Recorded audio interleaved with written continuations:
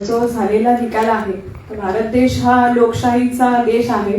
तर जनतेने जो दिलेला कौल आहे आपल्याला, तर तो लोकशाहीचा एक आदर म्हणून आपण स्वीकारावा आणि हेच सगळं लोकशाहीचे सौंदर्य आहे असे मला वाटते. आणि मला इथे एक गोष्ट नक्कीच सांगण्यास आवडेल की मावळ तालुक्यातील वडगाव शहर हे जसं महसुली गाव म्हणून एक त्याची वेगळी आयडेंटिटी आहे, त्याप्रमाणे पुढच्या काही वर्षांमध्ये एक आदर्श गाव म्हणून आदरणीय तालुक्याचे आमदार आदरणीय सुनील अण्णा शेळके यांच्या माध्यमातून घडेल, जेणेकरून प्रत्येक वडगावमधील नागरिक अभिमानाने सांगेल की आम्ही वडगावचे नागरिक आहोत असे मला वाटते. आणि इथे मला आपण सर्वांनी आभार व्यक्त करण्याची संधी दिली, याबद्दल मी सगळ्यांची शतशः ऋणी राहील. आणि आज पत्रकार दिनाच्या सगळ्यांना शुभेच्छा, स्पेशली माझे जे मार्गदर्शक पत्रकार आहेत त्यांना, आणि सगळ्यांना नवीन वर्षाच्या देखील शुभेच्छा. धन्यवाद.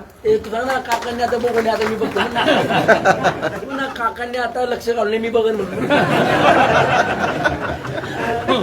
एकमेकांस सहाय्य करू अवघे धरू सुपंत, ज्या संस्थांच्या युक्तीप्रमाणे आमचे नगरसेवक गावच्या विकासासाठी काम करतील असे मी आश्वासन देते.